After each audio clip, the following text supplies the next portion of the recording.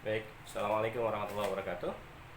Bismillahirrahmanirrahim. Alhamdulillahirabbil alamin. Allahumma shalli wa sallim ala sayyidina Muhammadin wa alihi washabihi ajmain. Amma ba'du, teman-teman sekalian, melanjutkan materi kita sebelumnya yaitu tentang jenis-jenis keseimbangan. Nah, kita akan mulai membahas terkait dengan keseimbangan.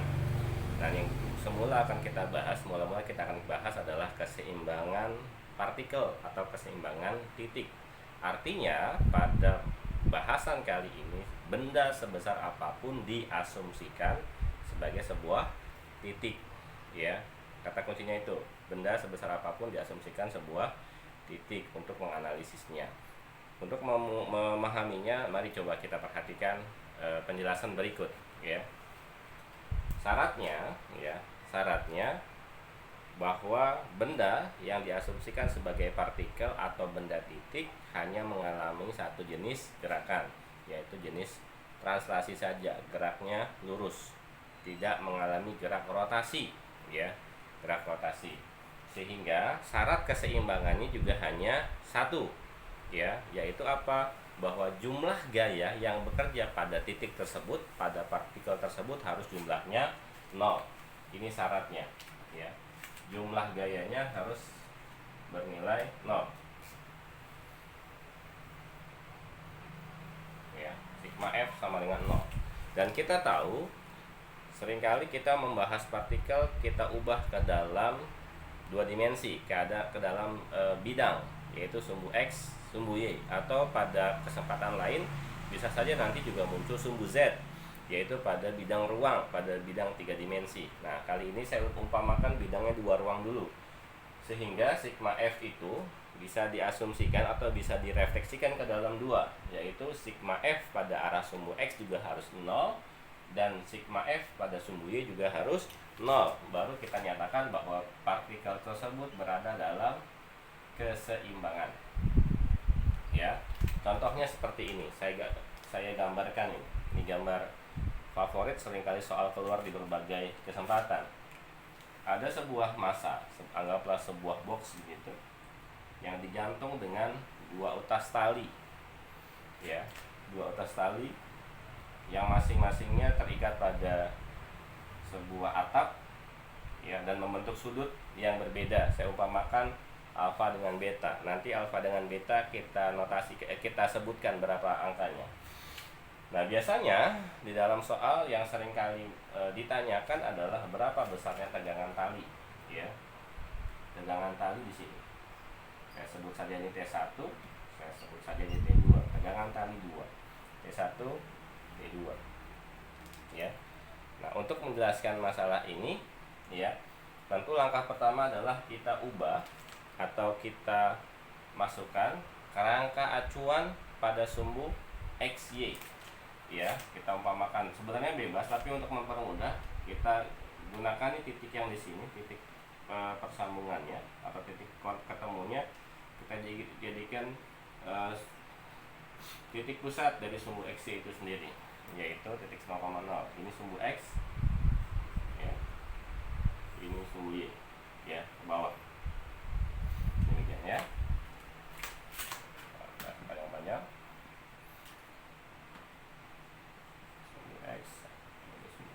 Oke, langkah berikutnya, ya, kalau kita lihat sekilas, ya, ada berarti gayanya, gaya tegangan tali 1 ini ada di kuadran kedua, ini ada T2 ada di kuadran 1, dan ini ada gaya berat, ya. Satu-satunya informasi yang diberikan biasanya di soal benda bermassa atau diinformasikan berapa beratnya dalam Newton, ya, ini. Sehingga gaya ini berada pada arah sumbu Y negatif, ya. Langkah berikutnya bagaimana? Langkah berikutnya adalah kita uraikan, ya,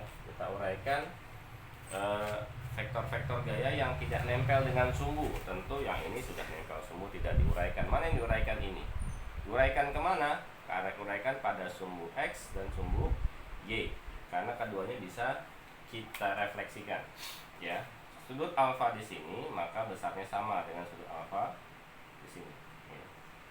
Kalau tidak salah dalam bahasa matematika namanya sudut dalam berseberangan, besarnya sama. Di sini juga sama. Beta di sini maka besar beta juga sama dengan di sini. Oke. Selanjutnya kita refleksikan dulu T1 pada arah sumbu X, berarti ini ya. Ingat aturan sinus kosinus, kalau dia ngapit sudut, sederhananya di sini saya langsungkan T1. T1 kan ngapit sudut, besarnya adalah kosinus dari sudutnya. Ya. Sedangkan di sini ini kan direfleksikan pada sumbu Y. Karena dia tidak ngapit sudut, sederhananya kita buat nilainya T1 sinus alfa. Oke ya. Gitu. Selanjutnya T2 nya kita geser dulu biar nanti tidak bertabrakan. Misalkan di sini T2 nya. Maka demikian juga dengan T2. T2 kita refleksikan pada sumbu X. Ini ya.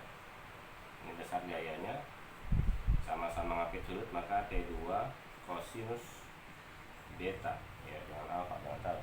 Selanjutnya di sini sama arah Y positif, kita juga tuliskan T2 sinus beta. Ya, kelihatan ya, mudah-mudahan dari kamera. Oke, selanjutnya, nah ini gaya ke bawah, ya sudah tetap nih besarnya W, atau boleh dinyatakan dengan MG, sehingga vektor yang ada di T2 sini, T1 dan T2 di sini kita bisa eliminir, sehingga kalau kita sederhanakan gambar ini bentuknya kira-kira seperti ini vektor-vektornya. Ya, ke arah kanan sini ada T2 cos beta, ke kiri sini ada T1 cos alfa, yang ke atas ada 2, ya kan, T1 sin alfa, ya, dan T2 sin beta. Yang ke bawah ada 1, nah, besarnya W. Oke.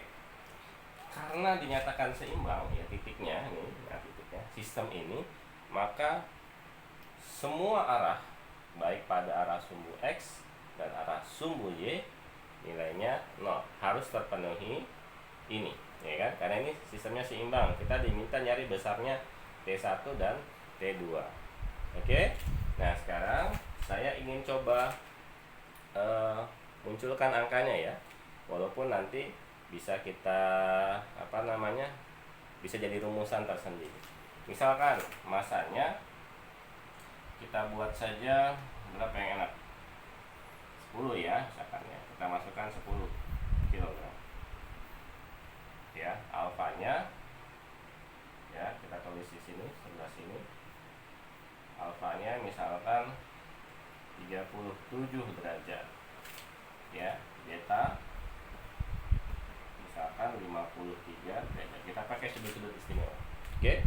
Yang ditanya nanti besarnya T1 dan T2. Oke, lanjut. Ya, kita sambung di sebelah sana. Kita mulai dulu dari yang pertama, ya. Yang pertama. Ya.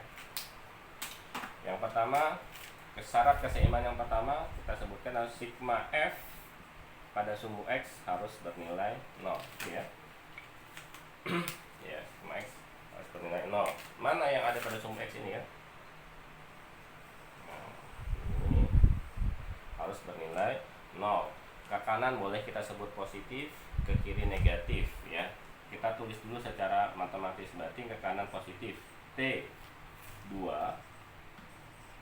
cos beta dikurangi ya T1 cos alfa sama dengan 0, gitu ya.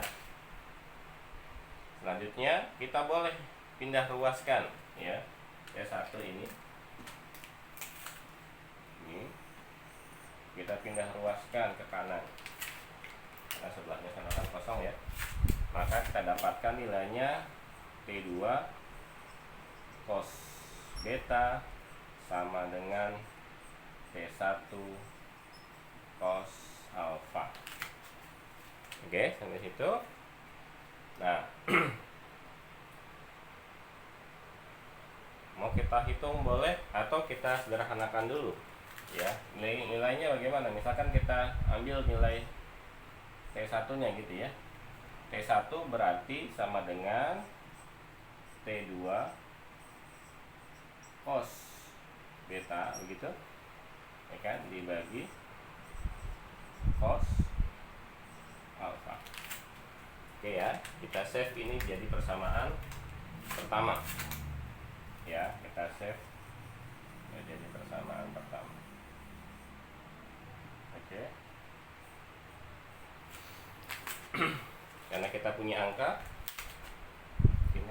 kita coba masukkan ya. T1 sama dengan T2 ya kan. T1 dan T2 variabel yang kita cari, kita belum tahu nilainya. Cos beta ya, cos beta nilainya 53, kita tulis dulu. Cos 53 derajat dibagi dengan cos alpha, alfanya adalah 37 derajat ya. Oke, sampai situ. Oke. Nah, selanjutnya berapa nilai cos 53 dan termasuk cos 37 ya. Berarti nilainya T1 sini sama dengan T2 cos 53, nilainya adalah 3/5 ya, bagi cos 37, nilainya adalah 4/5 ya, 4/5, sehingga kita dapatkan T2 kali 3/5 dikali dibalik kan, 5/4 gitu kan. Gitu ya.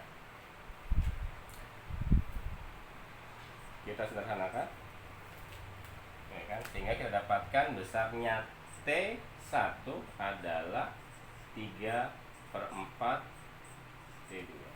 Oke, kita save dulu ini ya, sebagai bentuk dari persamaan pertama. Oke ya, kita sebutkan dari bentuk ini kita dapatkan. Oke, papan tulisnya saya hapus dulu, jeda sejenak. Silakan dicatat bagian sini. Oke.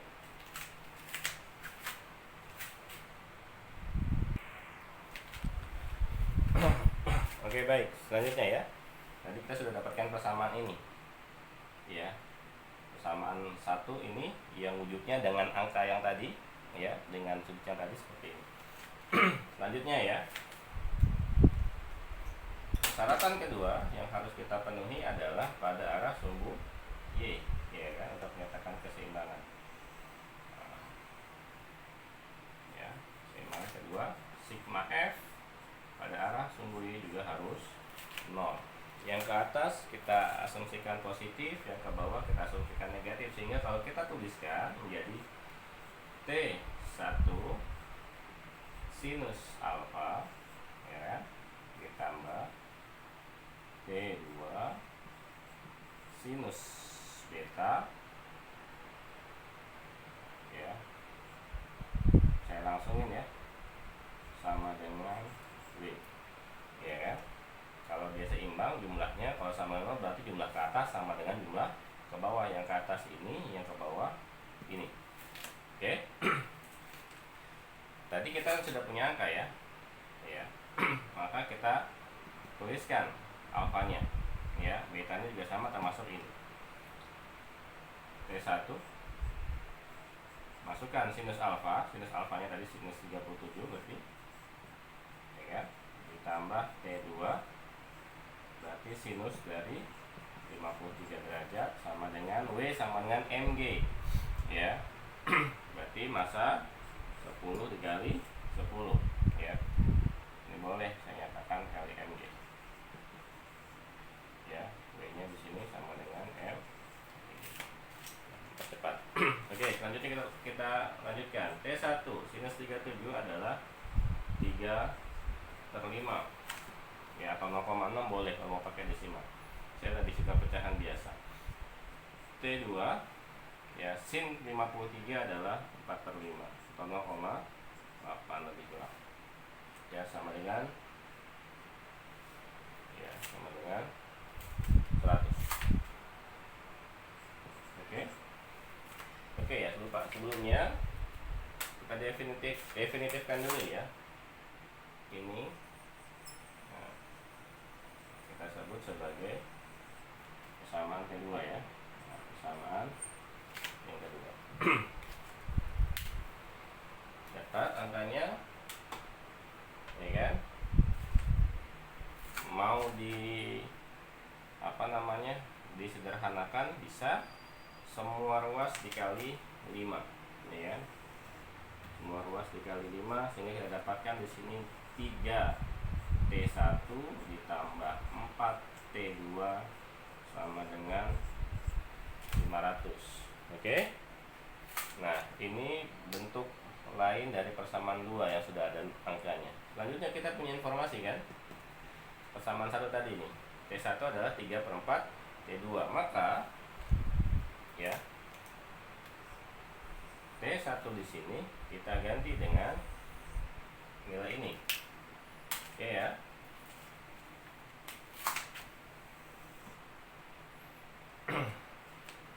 Saya tulis ulang, 3T1 plus 4T2 sama dengan 500. Maka nilainya 3T1 nya adalah 3/4 T2 ditambah 4T2 sama dengan 500.